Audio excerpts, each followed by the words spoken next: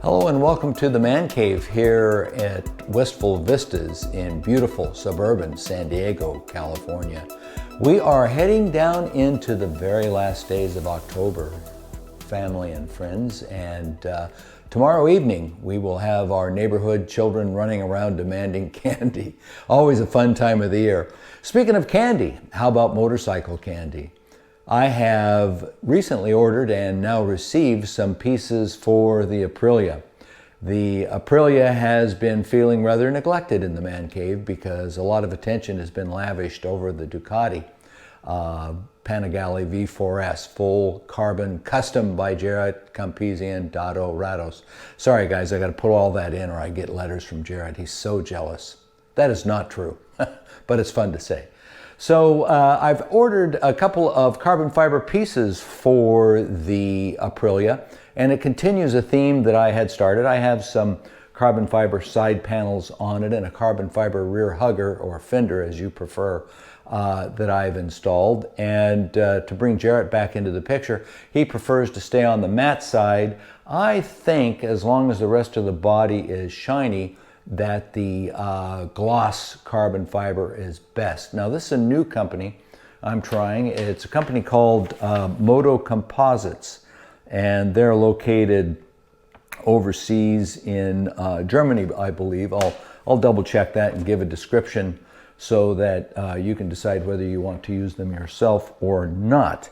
But I have here a chain guard, beautiful looking piece, and a front fender. Now the front fender that comes with the Ducati, the front fender that comes with the Aprilia is a sort of a, well, it's carbon fiber look, but it's a matte carbon fiber, and I don't think it matches the gloss part of the machine as well as it could. So I'm going to swap that.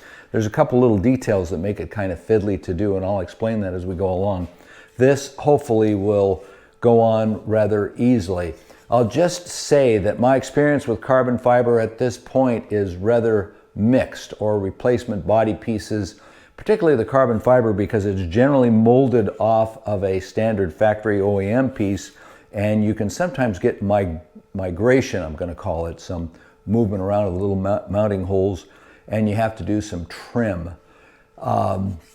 And if you want to see how difficult that can be sometimes, go back and look at my video that I did of putting the side panels, the glossy carbon fiber side panels. Now Motocomposites gives you a choice of whether you want to go with straight full carbon fiber or if you want to go with a carbon fiber layup over the fiberglass. And in interest of full disclosure, I went with the fiberglass layup for two reasons. One is cost, and that is this is quite a bit less expensive than a full carbon piece. And the third is the ease of fitment, I believe, is a little better if you stick with a fiberglass underlay. So they're not truly full carbon fiber pieces, but I don't think that matters in the great scheme of things. I'm after appearance, not ultimate performance, and tenths of an ounce I don't think are going to make all that much of a difference. So stand by, we're going to get into it. We're going to start with what I hope is going to be the easy piece first. So let's give it a go. Okay, the first thing we do is use our official kickstand tool so that we can put the bike back up on the paddock stand. And this is a very complicated operation. We lift it up, put that underneath. That is an official tool, by the way. I'm going to straighten up the wheel there. Then we come around and we discover that our paddock stand is now so close and so well aligned that it is literally child's play to get it put up on the stand. So instead of dangling in the air trying to balance this thing one way or the other, we've got it on the stand. Voila. Okay, next to the phase of starting the installation or deinstallation. Here is the stock chain guard, a plastic piece. It serves a purpose, but not as pretty as it could be. So we're going to replace it. Here is the gloss carbon fiber rear hugger that I installed. So let's check that other piece.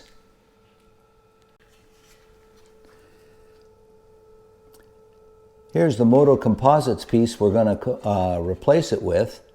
Oh, what a difference. You know, appearance has got to be worth something too. So we're going to lay that on. First indications are that it's looking very close.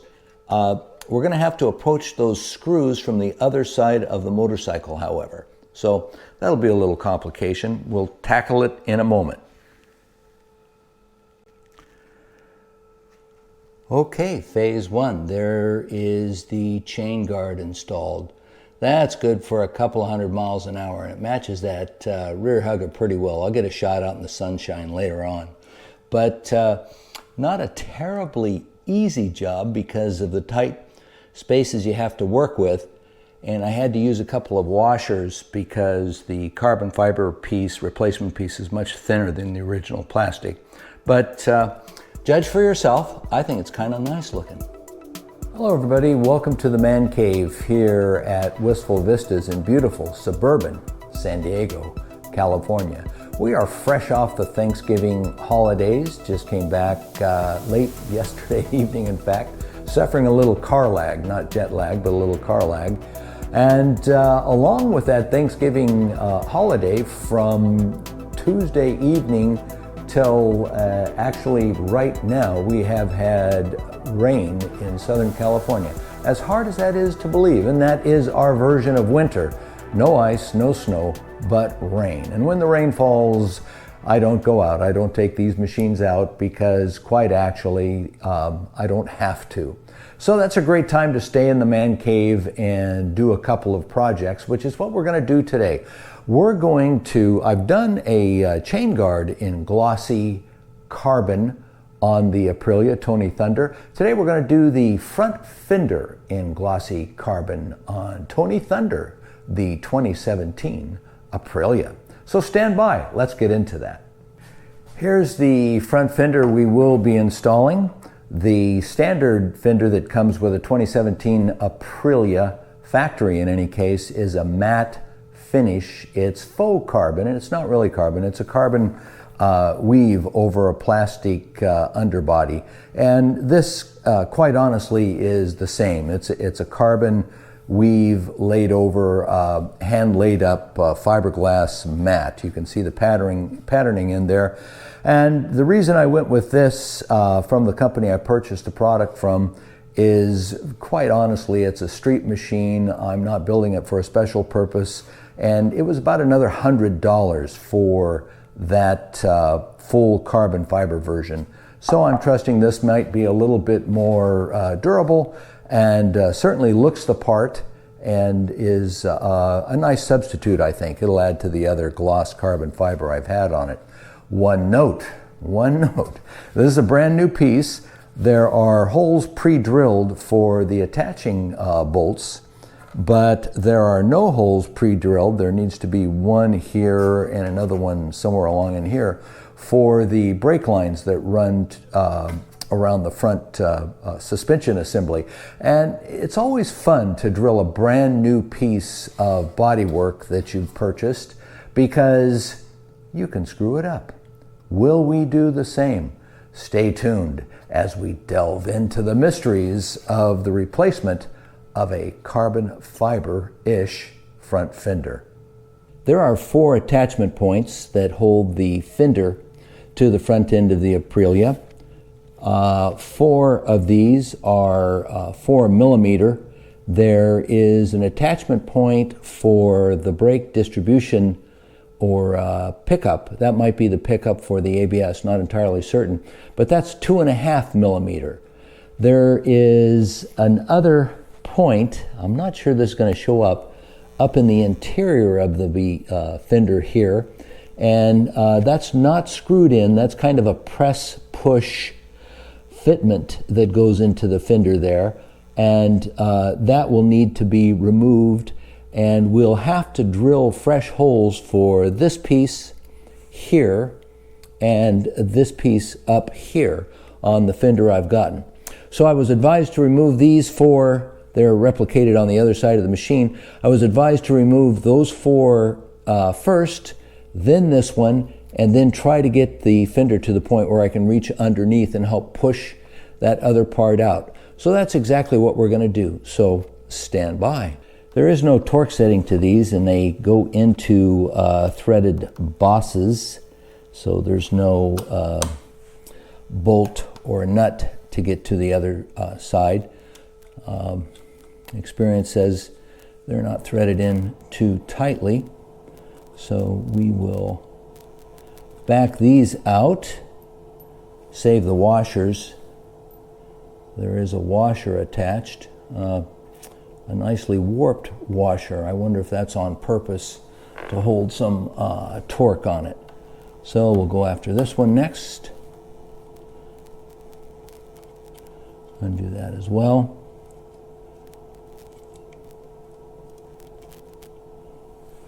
Okay, that's the answer to the question. This one is also, I'm not too sure if this will show up on the camera, but this one is also got a little bit of a warp to it. Fits around a collar on the screw, and I'm guessing that that's deliberate so that as you put it in, it locks itself in place. So I'm going to do the other two on the other side off camera and get right back to you. Okay, I have all four attachment screws off, and the fender's now floating on the machine. So the next job is to tackle this screw right here, and then the one up at the top of the machine there. I'm going to do those off camera. I don't think that'll show up well in a vlog, and I'll report on the difficulty once I get through that point. Okay, family and friends, I have no idea how this is going to turn out, but this little guy here is a push-in kind of a device, and that's what holds the brake balance loop onto the fender. And in the finest traditions of motorcycle engineering and science, it's practically impossible to get to on the bike, but a little bit of perseverance and gentle pressure a little bit at a time, you can get it off. So it is off, and now it's time to compare the two fenders and to actually drill the holes for this and this guy. And oh, by the way, there was a little nut on the other side of this, and in the finest traditions of motorcycle mechanics and engineering, I dropped it. So we've got 50% of the washers that we need to put it back together again. Bear with us. Oops. Okay, the four screws that held the fender on, and this is the little 4mm. What is it? It's a 7mm. This is 7mm nut that held on that brake balance line from the other side. Very small and in a virtually inaccessible place. Congratulations, Aprilia, for keeping us out of there, but we managed to get at it. Okay, now to compare the two fenders. Fender old in this hand, the matte finish carbon fiber. Fender new in this hand, the gloss carbon fiber. And they are mirror images. It should work. Holes to be drilled are this one right here, and then on this side, this one right here. Now these don't have to be exactly correct, but they can't wander off a whole long way from each other either. So now comes the fun part, like I say, the scary part, drilling a hole in a brand new piece of bodywork, fender work, that you have paid, let's say, $180, $190 for. Oh Lord, steady my hand.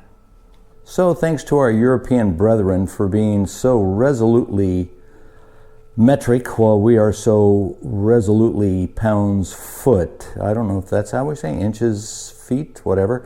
And under the heading of "You Can't Teach an old dog new tricks," this is exactly 926 thousandths in from the back curve. Once again, I said it doesn't have to be perfect, but we're gonna get it pretty close. You might call that an inch, more or less, but no, it's not quite. So we're going to try and nail that 926 on the new one, and then locate it right in the center as this one appears to be. Stand by, the adventure continues.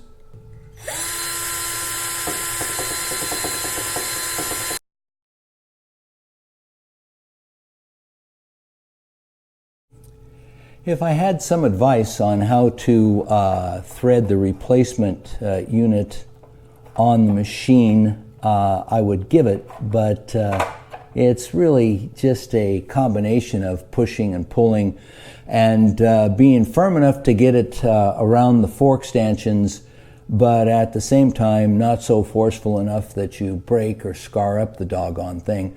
But it's on, and we have our screw holes tapped in there now, so the you can maybe get I'm trying to get a good view for you here. You can see how this one goes in here, and you've got some adjustability. That's why the absolute placement of those holes is not 100%.